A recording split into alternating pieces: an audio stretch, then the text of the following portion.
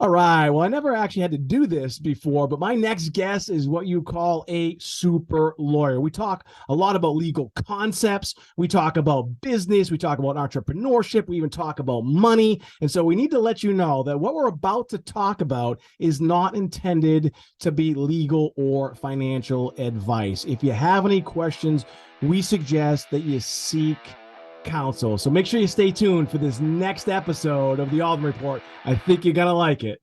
This is the Alden Report.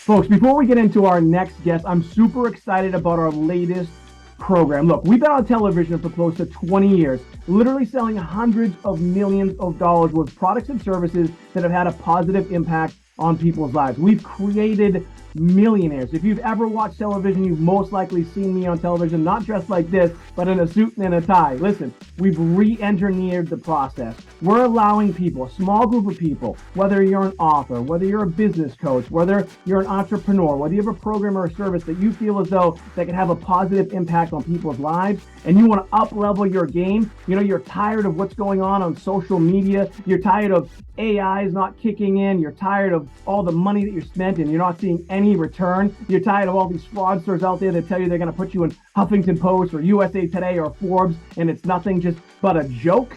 You want to be in front of millions of people every single day all over the country. Folks, we've been doing it for 20 years. We've re-engineered the process. We've made it possible for the average everyday person to participate in this. If you want to up-level your game, if you truly want to build your profile, if you truly want to get in front of millions of people every single day, send me a direct message at Mike Alden 2012. You'll see it on the bottom of the screen, at Mike Alden 2012, and put TV in the message, and I will get back to you personally and see if you're a good fit for us. Again, send me a direct message at Mike Alden 2012. Send me the message TV, and we'll see if you're a good fit.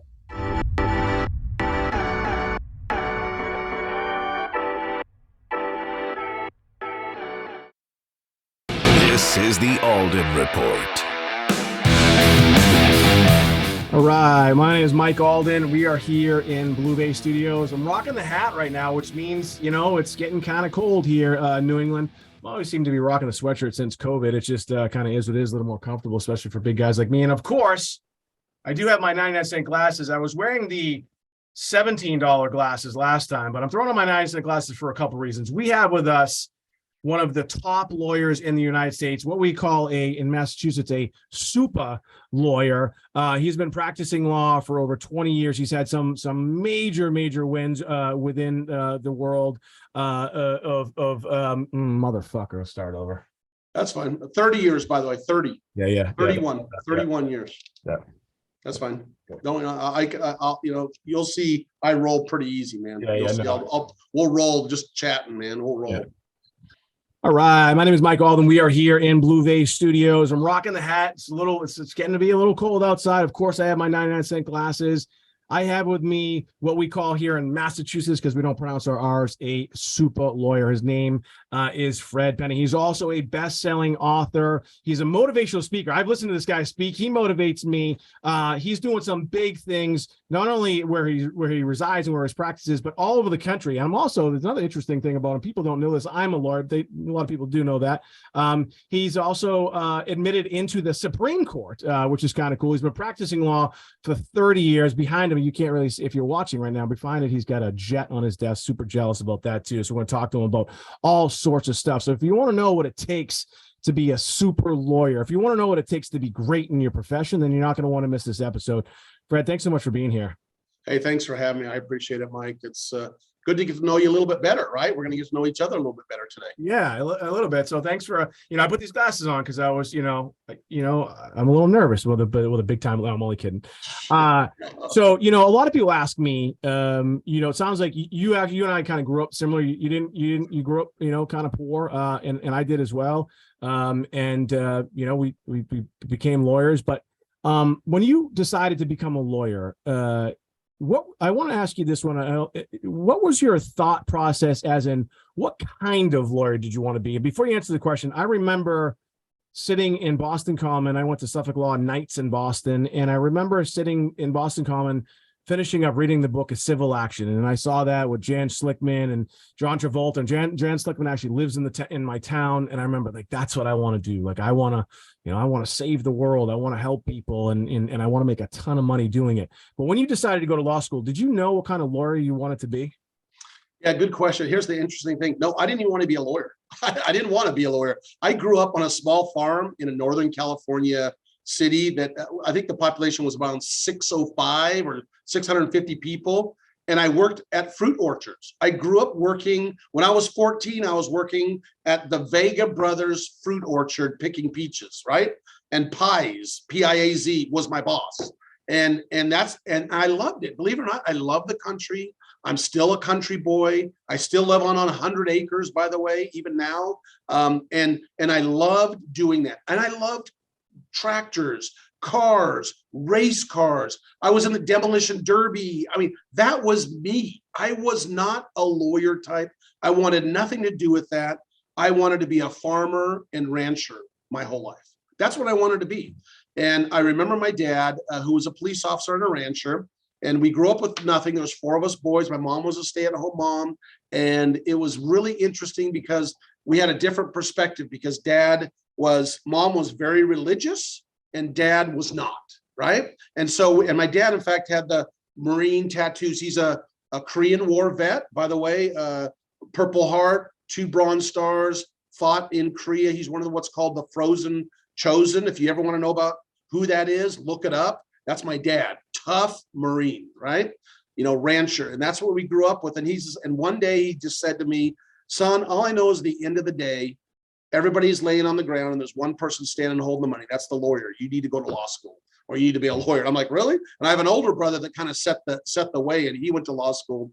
But I actually really wanted to work as a ranch hand, farmer, and then build race cars. And I worked at a wrecking yard that my dad, after he retired, we were part owners of a wrecking yard. And I remember, breaking one of the oil pan just to get it, and the oil spilled all over me. And I remember my dad walking up to me, he goes, "You ready to go to college, son?" I said, "Yeah." And that's what started it. That's what started me. And then I was off to college. By the way, colleges, they let me in only because they felt sorry for me. I wasn't the brightest. I didn't get really high grades. I was like a C student, but I was determined, right? And I worked hard. I grew up working hard. We worked long hours, and that's what we did. And I started when I was 14. I was picking peaches and working long hours at age 14. And I loved to play football, right? But my dad didn't let me play football, not because he didn't love sports, but because, what we had to do during that time? We had to work, because summertime was work time to go out and make money and bring it in and help the family and help us out.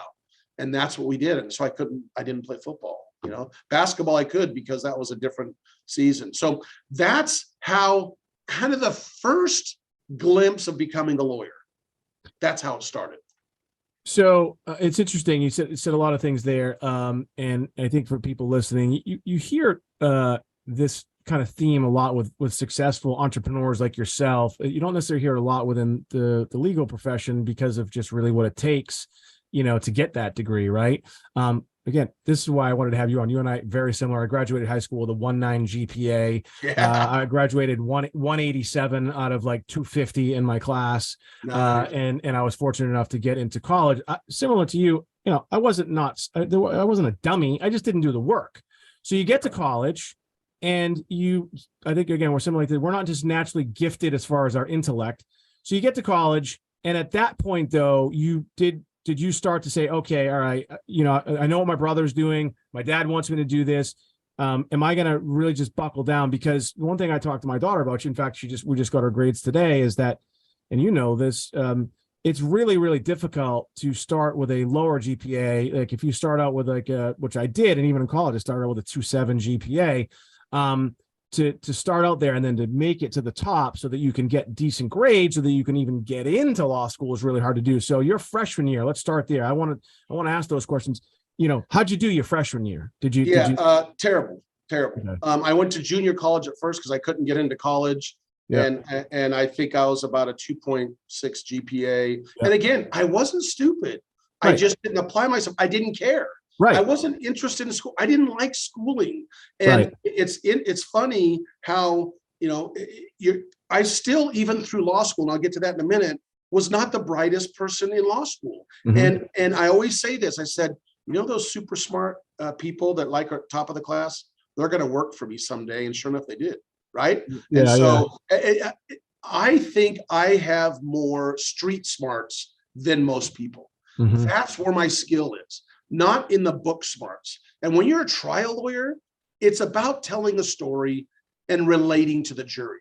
You can have the best case in the world, but if you don't relate to the jury, you don't tell the story right, you're an actor. I don't care what people say, you're an actor or an actress. And that's what I was good at, because I grew up on a small farm and I was just a farm boy. And for me, it's easy to talk to a jury. I just turn the chair around, would talk to them just like we're talking over, a root beer or whatever, because I'm not a drinker. So, whatever it is. And that's the way I kind of grew up. Everything's simple. People complicate stuff. And I made things simple in my life, which then made people understand me and kind of be in touch with me, right? Rather than, I still remember one of the trials, and I know I'm jumping ahead, of a power lawyer, superstar, super smart, and I won the case. And afterwards we polled the jury, and the jury said, you know what? You're really smart, but we kind of didn't understand what you're saying a lot of time. Mr. Penney, you're just like one of us, and that was the key, right? That was the key, is to just be yourself and be just a normal person. And believe it or not, those are the people that can succeed or do succeed in life. And that's the way I see it. It's about being tough, right? So back up really quick. You asked, how did I get to law school? How did that happen my freshman year? I always say this is an old man told me one time. He pulled me aside. I was 18, 19. And he said to myself, his name was Hugh Pinnock, by the way. And he said, he was a very successful person. He said, Fred, one important thing I want to teach you in life. I said, what's that? He said, marry a solution, not a problem. I'm like, what? He goes, I'll repeat it. Marry a solution, not a problem. Your wife is going to be the person that's going to build you and work with you or break you down. And as weird as that sounds, I married a solution my sophomore year in college. I got married. And I married a wonderful wife, 37 years married, and she has been the solution. I was the problem. She's the solution.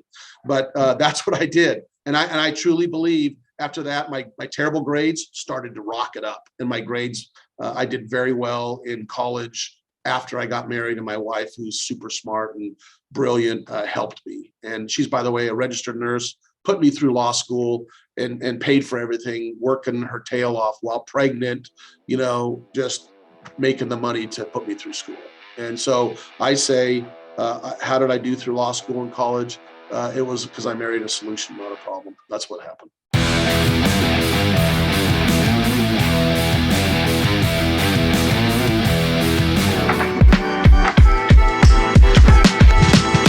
I'm super excited about our latest program. Look, we've been on television for close to 20 years, literally selling hundreds of millions of dollars worth of products and services that have had a positive impact on people's lives. We've created millionaires. If you've ever watched television, you've most likely seen me on television, not dressed like this, but in a suit and a tie. Listen, we've re-engineered the process. We're allowing people, a small group of people, whether you're an author, whether you're a business coach, whether you're an entrepreneur, whether you have a program or a service that you feel as though that can have a positive impact on people's lives, and you want to up-level your game. You're tired of what's going on social media. You're tired of AI is not kicking in. You're tired of all the money that you spent and you're not seeing any return. You're tired of all these fraudsters out there that tell you they're going to put you in Huffington Post or USA Today or Forbes, and it's nothing just but a joke.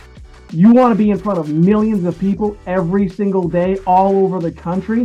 Folks, we've been doing it for 20 years. We've re-engineered the process. We've made it possible for the average everyday person to participate in this. If you want to up-level your game, if you truly want to build your profile, if you truly want to get in front of millions of people every single day, send me a direct message at Mike Alden 2012. You'll see it on the bottom of the screen, at Mike Alden 2012, and put TV in the message, and I will get back to you personally and see if you're a good fit for us. Again, send me a direct message at Mike Alden 2012. Send me the message TV, and we'll see if you're a good fit.